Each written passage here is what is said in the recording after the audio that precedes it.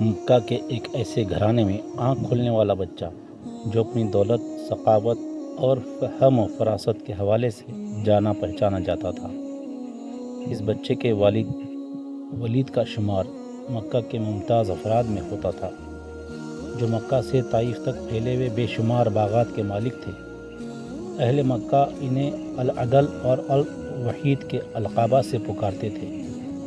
وہ عرب کا پہلا شخص تھا جس نے چوری کی سزا میں ہاتھ کاٹنے کی تجویز پیش کی، جو بعد ازاں اسلامی نظام میں بھی شامل ہوئی۔ فوجی مہارت بھی ولید کا جواب نہیں تھا۔ یوں اس بچے کو دولت اور مذکورہ خوبیوں کا سرمایہ ورثے میں ملا۔ بچے نے بڑے شاہانہ انداز میں پرورش پائی، اس کے باوجود اسے مردانہ کھیلوں اور فنون حرب و ضرب سیکھنے کا جنون تھا۔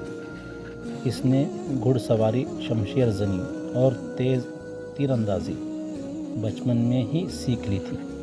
کشتی اور نیزہ بازی میں اس کا کوئی ثانی نہ تھا۔ لوگ اسے میدان کا جادوگر کہتے تھے۔ ان خداداد صلاحیتوں کے مالک کا نام خالد بن ولید تھا۔ میدان کھیل کا ہو یا جنگ کا، آپ اپنی ذہانت اور مہارت سے پانسا اپنے حق میں پلٹنے کے ماہر تھے۔ حضرت خالد رضی اللہ تعالیٰ عنہ نے کشتی میں مکہ کے بڑے نام اور پہلوانوں کو پچھاڑا۔ ایک بار مکہ میں کشتی کے مقابلے میں حضرت عمر فاروق رضی اللہ عنہ، جن کا شمار شہر کے نامور کشتی کرنے والے میں ہوتا تھا، آپ کے مقابل تھے۔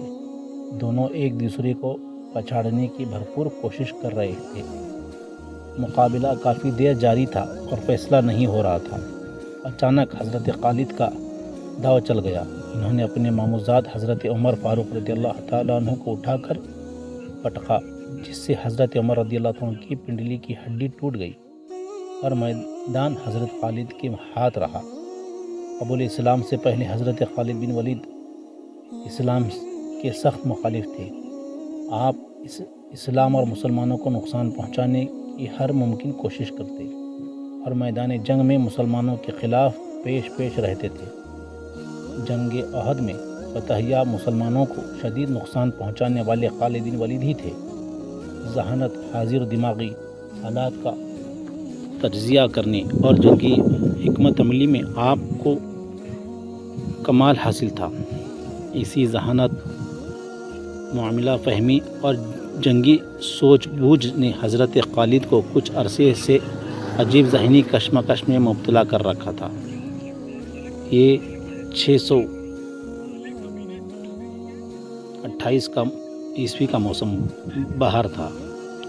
پودوں پر کلیاں پھول بن کر کھل رہی تھیں، بازاروں میں رونق بڑھ رہی تھی۔ حج کا زمانہ قریب آ رہا تھا، اس لیے عارضی دکانوں اور ٹھیلوں نے شہر میں چہل پہل بڑھا دی تھی۔ لیکن عجیب بات تھی کہ اس بار بنی مخزوم کا شہزادہ خالد کچھ اداس اور کھویا ہوا تھا۔ وہ شہر میں منعقد ہونے والے جسمانی اور جنگی کھیل تماشوں کے مقابلوں سے باہر بالکل لا تعلق تھا، جن میں وہ ہمیشہ بڑھ چڑھ کر حصہ لیتا تھا۔ اس کی سوچ کا محور اسلام کی ہر روز بڑھتی ہوئی طاقت تھی۔